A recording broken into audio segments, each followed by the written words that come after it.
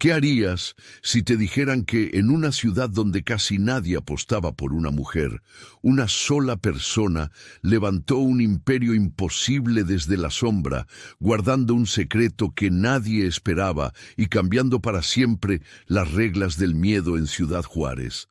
La llamaban La Nacha, y durante años su nombre se susurró como advertencia.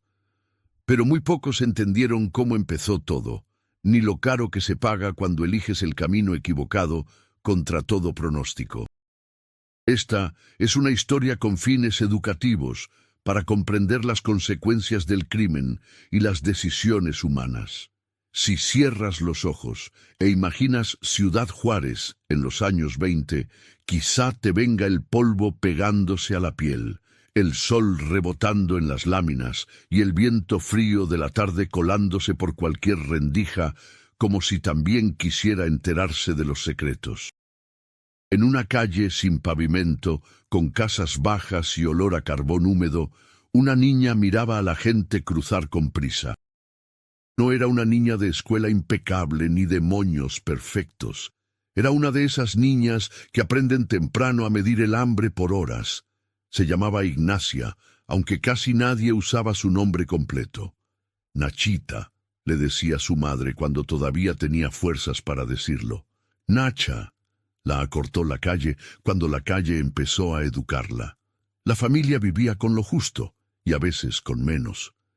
El desayuno podía ser un café ralo y un pedazo de pan duro que se ablandaba con paciencia. El agua se acarreaba, y cuando faltaba, se aprendía a racionar hasta el enjuague del plato. En esa pobreza no había melodrama, había rutina, había manos agrietadas por el jabón barato, había un catre que tronaba al moverse, y había un silencio pesado cuando la comida no alcanzaba para todos.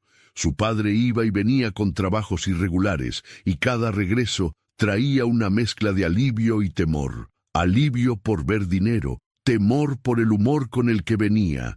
Ignacia observaba. Observaba cómo un peso cambiaba la cara de un adulto. Observaba cómo un hombre respetado en la mañana podía terminar humillado en la noche si perdía el jornal. Observaba sobre todo la frontera, ese río invisible de oportunidades y trampas que era el paso del otro lado. Juárez, con su tránsito de gente, mercancías y rumores, era una escuela sin pizarrón, y el mensaje era simple: el que no se adapta, se rompe. Cuando tenía alrededor de 13 o 14 años, ocurrió uno de esos golpes que te acomodan la vida como un puñetazo. Su madre enfermó. No fue una fiebre que se quitara con remedio casero. Fue una enfermedad larga, de esas que van apagando la casa. Una tos que se volvía más profunda, noches de trapo húmedo en la frente y rezos a media voz. Las medicinas costaban. Los doctores quedaban lejos. El tiempo se estiraba. Y con la enfermedad llegó el abandono emocional. El padre, incapaz de sostener el peso, empezó a desaparecer más. A veces la ausencia era de días, a veces regresaba oliendo a alcohol y frustración. Ignacia, en lugar de quebrarse, se endureció. No porque quisiera, sino porque tenía que hacerlo. Empezó a buscar cualquier forma de sumar. Lavaba ropa ajena, ayudaba en cocinas, cargaba cubetas, aprendía a negociar. La primera lección de la calle fue cruel. La necesidad te vuelve visible para los depredadores y al mismo tiempo te vuelve invisible para los que podrían ayudarte. El segundo aprendizaje fue aún peor. Si pedías permiso para sobrevivir, te morías esperando. En ese Juárez, con el contrabando creciendo al ritmo de las prohibiciones del otro lado, era común escuchar sobre encargos, paquetes y vueltas. No era todavía el lenguaje televisivo del crimen. Era más doméstico, más disfrazado. Había mujeres que cosían, sí, pero también había mujeres que guardaban botellas escondidas bajo la falda o que avisaban cuando venía un agente. Había hombres que trabajaban de día y cruzaban mercancía de noche. Y había, sobre todo, una sensación de que el orden legal era una puerta giratoria para quien tuviera contactos. Ignacia conoció a una mujer mayor, Verónica Salazar, que vendía comida cerca de una zona de movimiento constante. Verónica no parecía peligrosa, olía a cebolla frita y a café, tenía manos firmes y hablaba con la calma de quien ya vio mucho. Un día, cuando Ignacia regresaba con una canasta vacía y los ojos cansados, Verónica la llamó. «Oye, Nacha, andas batallando, ¿verdad?», le dijo sin juzgar, como quien ofrece agua. Ignacia dudó. Era desconfiada por necesidad. Pero la mirada de Verónica era directa. «Todos andamos», respondió. «Sí, pero tú andas más». «Mira, no te voy a mentir. Aquí hay gente que paga por cosas que no son limpias. Tú decides. Yo nomás te digo que hay trabajos donde te dan en un día lo que te tardas una semana en juntar. Ese tipo de frase se te queda pegada como polvo en el sudor». Ignacia no contestó de inmediato. Esa noche, en la casa, vio a su madre respirando con dificultad. Escuchó el estómago vacío de un hermano menor. Sintió la humillación de no tener para el carbón. Y la pregunta se convirtió en otra. ¿Qué es limpio cuando tu familia se está hundiendo? Al principio fueron cosas pequeñas. Llevar un recado, avisar de un movimiento, guardar algo por unas horas. No había armas en su mano, no había sangre frente a ella, y eso hacía que su conciencia encontrara excusas. No más es un favor, no más es una vuelta, no más es para salir del apuro. Y así, sin ceremonia, la línea moral se fue moviendo metro a metro. Si esta historia te está resonando, suscríbete a Voces que Vencen y comenta desde dónde nos ves. Tu apoyo nos impulsa a seguir compartiendo estas voces. La primera vez que Ignacia recibió un billete grande, un billete que olía a bolsillo ajeno y a prisa, sintió dos cosas al mismo tiempo: alivio y miedo. Alivio porque por fin pudo comprar medicina y un poco de carne para el caldo. Miedo porque entendió que ese dinero no venía solo. Venía con ojos encima, con expectativa. Con una puerta que se cerraba detrás de ti. Juárez, por su ubicación, era un embudo, y en los años de la prohibición en Estados Unidos, el alcohol se volvió oro líquido. La gente cruzaba para beber, para apostar, para buscar diversión, y también para comprar lo que estaba prohibido. El negocio crecía alrededor de cantinas, burdeles, salones. La violencia no era un espectáculo público todo el tiempo, pero sí una amenaza constante, un golpe detrás, una visita nocturna, un «ya sabes con quién te metes». Ignacia, con inteligencia práctica, empezó a notar patrones. Notó qué policías aceptaban dinero y cuáles querían favores. Notó qué rutas eran más seguras según la hora. Notó cómo las mujeres, precisamente por ser subestimadas, podían moverse con menos sospecha. Y allí se activó una lógica fría. Si la invisibilidad era su condena, también podía ser su ventaja. No es que el poder le llegara de pronto. Fue una escalera de decisiones pequeñas, cada una justificando la siguiente. Cuando su madre finalmente murió, una mañana silenciosa con la casa oliendo a té barato y a impotencia, algo se rompió de forma definitiva en Ignacia. El duelo no le trajo recogimiento, le trajo rabia. Rabia contra la pobreza que no perdona. Rabia contra un sistema que la dejó sola. Rabia contra la idea de que portarse bien garantizaba algo. Esa rabia, sin embargo, no era heroica, era combustible. Y el crimen, a diferencia de la caridad, sí parecía tener estructura para quien quisiera subir. En esos años, Ignacia empezó a moverse en círculos más duros. Conoció a hombres que hablaban poco y miraban mucho, como Esteban Rojas, un tipo que controlaba ciertos pasos y que sonreía sin calidez. «Tienes cabeza, Nacha», le dijo una vez, mientras contaba monedas sin prisa. «Pero acuérdate de algo. Aquí la cabeza sirve si también tienes estómago». ¿Estómago para qué?, preguntó ella. Esteban levantó la vista. Para tragar lo que vas a ver. Y para no vomitarte encima cuando te toque mandar. Ignacia no contestó, pero entendió. Empezó a recibir tareas de organización, coordinar gente, distribuir pagos, asegurar que ciertos lugares funcionaran. No era solo mover mercancía, era mover voluntades. Y ella aprendió algo que muchos tardan años en entender. El control no siempre viene del músculo. A veces viene de la información, del miedo administrado, de saber quién debe qué. Aún así, la caída moral tenía su costo. Había noches en las que no dormía. Escuchaba un carro detenerse afuera y el corazón le golpeaba como tambor. Pensaba en su madre, en la niña que fue, y se decía que ya no había regreso.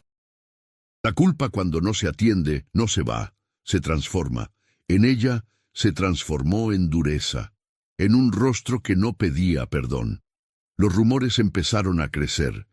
Esa mujer tiene manos largas. Esa mujer manda más que varios hombres.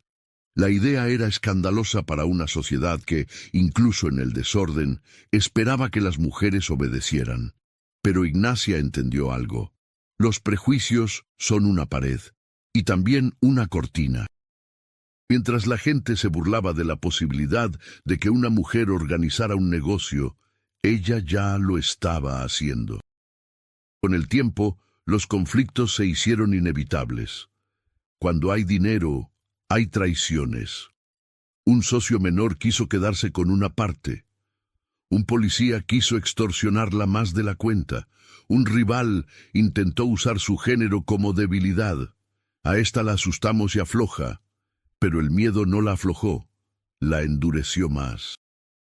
Y aquí es donde la historia se vuelve más oscura, porque hablar de crimen sin señalar consecuencias sería mentir. En ese mundo, cada decisión tiene un eco. Las soluciones rápidas suelen cobrar intereses con sangre o prisión. Ignacia vio gente desaparecer, vio familias romperse, vio jóvenes convertirse en instrumentos, y aunque ella misma se beneficiaba, también se hundía.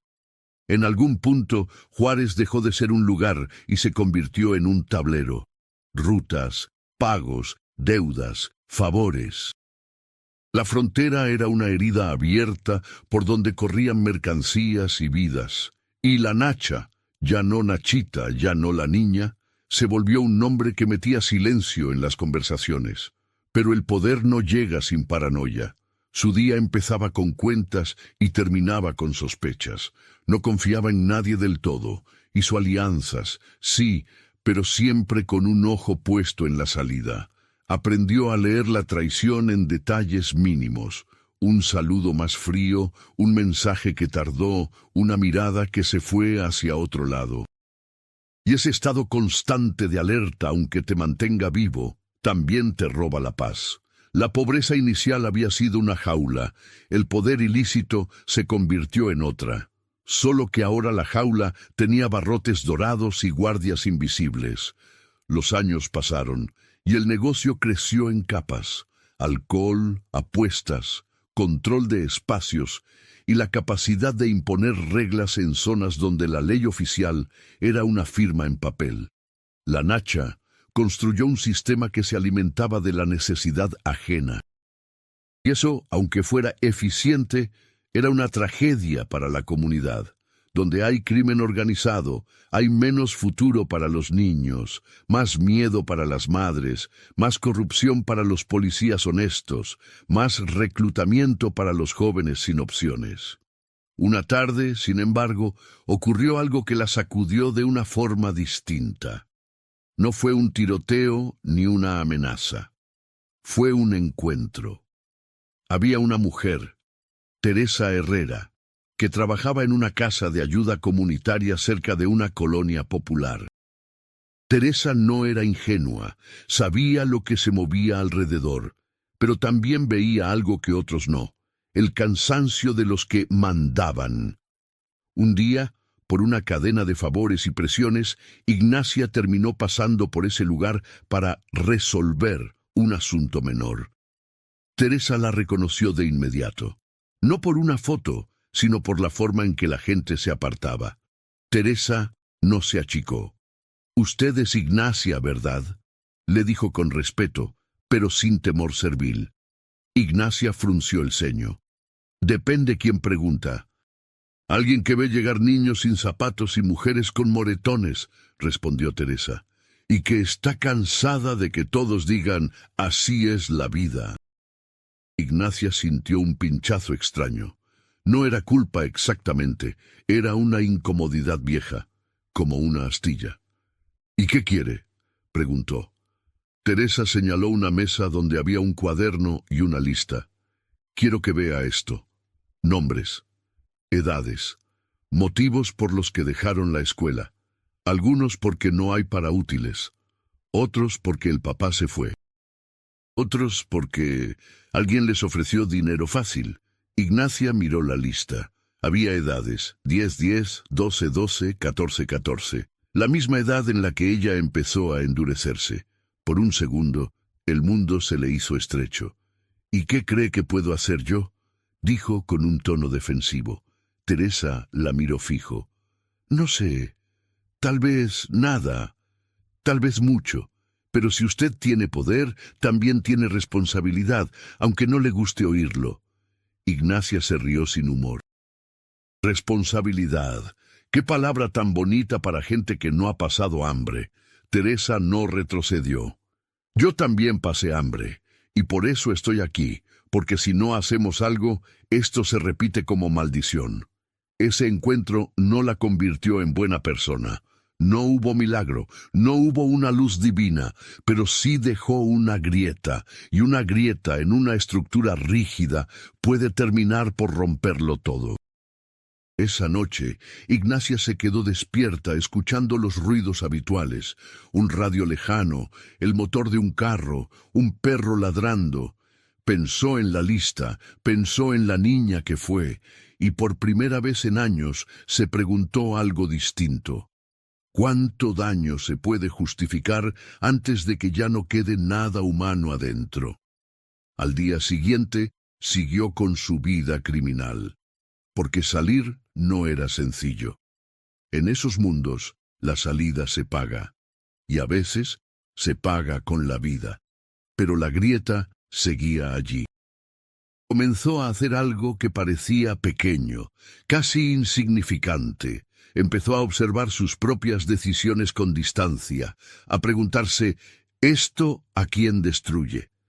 Empezó a notar que muchos de los que trabajaban para ella eran jóvenes sin opciones reales. Algunos venían de pueblos rurales con la ilusión rota. Otros habían crecido en colonias donde la escuela era un lujo. Y aunque eso no excusaba sus actos, sí mostraba un patrón social. La pobreza y el abandono eran el semillero perfecto. En un intento de reducir riesgos para sí misma, y quizás, en el fondo por esa grieta, empezó a imponer reglas internas, menos consumo de alcohol dentro del grupo, menos violencia innecesaria, más control. Pero incluso eso era parte del mismo sistema. Seguía siendo control criminal, seguía siendo ilegal, seguía haciendo daño. En paralelo, la presión de la autoridad comenzó a aumentar. Había cambios políticos, operaciones y el deseo de mostrar resultados.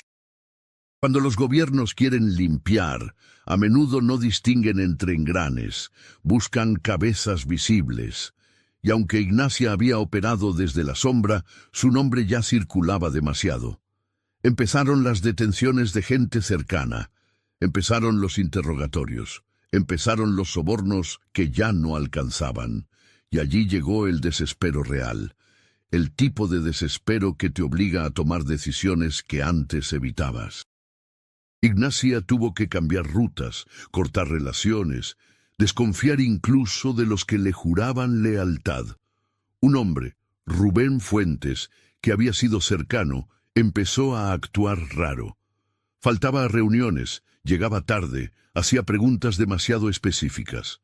La paranoia es un veneno, te mantiene vivo, pero te envenena el juicio. Ignacia lo enfrentó. ¿Con quién estás hablando? Le soltó en un cuarto con las ventanas cerradas. Rubén tragó saliva. Con nadie, jefa. No me digas jefa, escupió ella. Respóndeme. Rubén evitó su mirada. Hay gente que está ofreciendo protección. Ignacia sintió el estómago caer. Protección era otra palabra para control. ¿Y tú qué les dijiste? Nada, mintió Rubén. Lo supo por el temblor en la voz. Ese fue uno de esos momentos donde la historia pudo ir en múltiples direcciones. Y aquí está la parte educativa más dura. El crimen te pone en decisiones donde todas las opciones son malas. Si perdonas una traición, te muerden. Si castigas, te hundes más. Si huyes, te cazan. El camino fácil se convierte en un laberinto. Ignacia tomó medidas para sobrevivir. Medidas que, aunque estratégicas, incrementaron el daño alrededor. Y ese es el punto. Cuando te vuelves un nodo central de un sistema criminal, no solo te destruyes a ti, también arrastras a otros. Sin embargo, la grieta abierta por Teresa Herrera seguía latiendo en lo profundo, como una alarma pequeña que nadie escucha hasta que es tarde.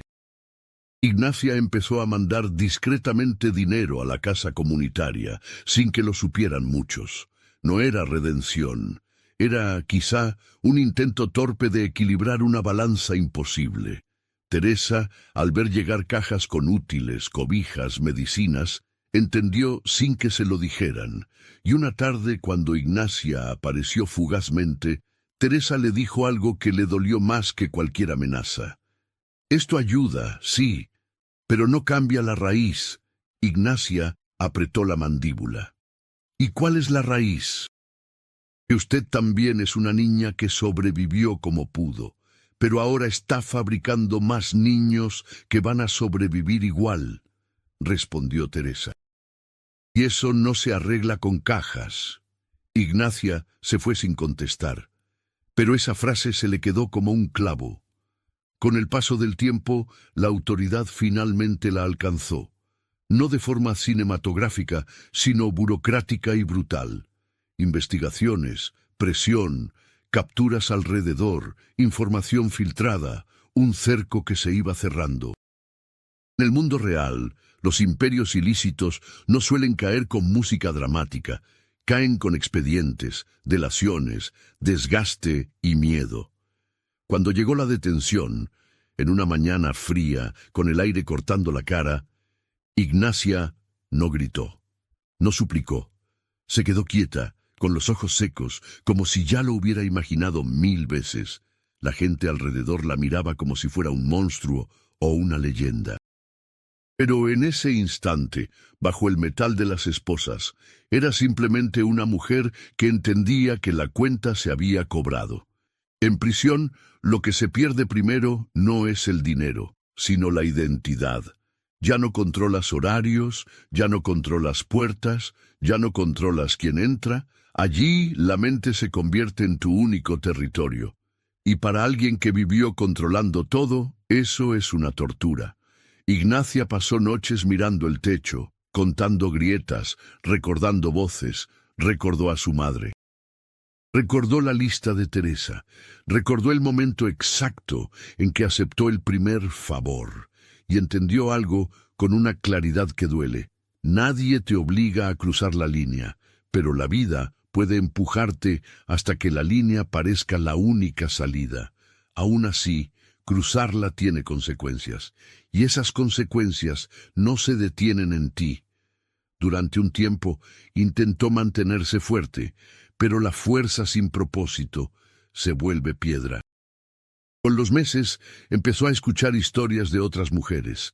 Algunas estaban allí por decisiones propias, otras por cargar culpas ajenas, otras por haber nacido en la orilla equivocada.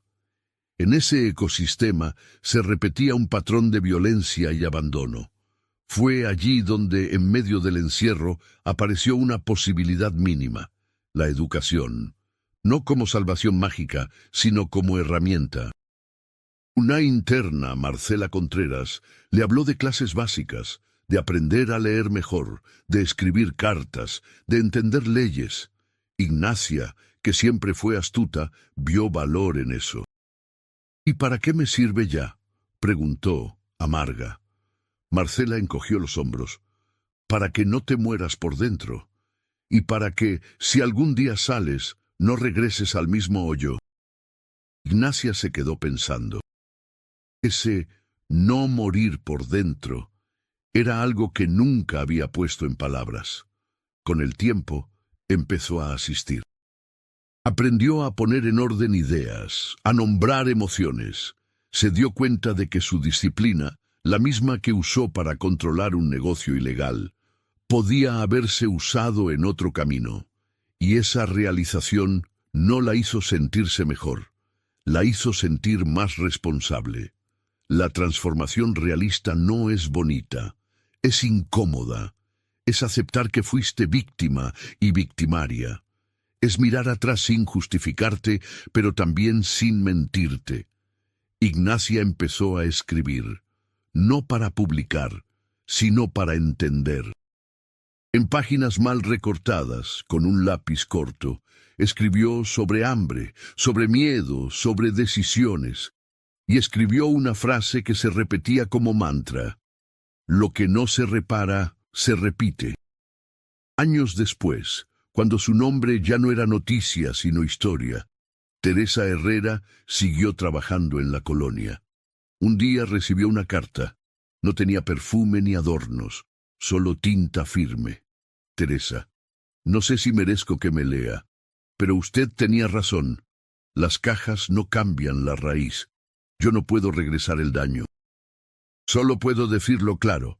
El crimen no salva a nadie, solo aplaza el hambre y multiplica el dolor. Si algún joven llega allá diciendo que quiere dinero fácil, dígale que el dinero fácil se cobra con años, con culpa o con una tumba. Y dígale, por favor, que estudiar y trabajar duro no es romanticismo, es la única salida que no te quita el sueño para siempre. Teresa leyó la carta en silencio. Afuera, unos niños corrían con una pelota desinflada gritando «¡Órale!» cuando alguien metía gol entre dos piedras. La vida seguía, terca. Ignacia no salió convertida en santa. No hubo un final perfecto. Su historia quedó marcada por el daño que ayudó a construir. Pero su caída también dejó una lección que muchas comunidades ya conocen y, aún así, necesitan repetir. Cuando la pobreza, el abandono y la falta de oportunidades se juntan, el crimen se disfraza de salida.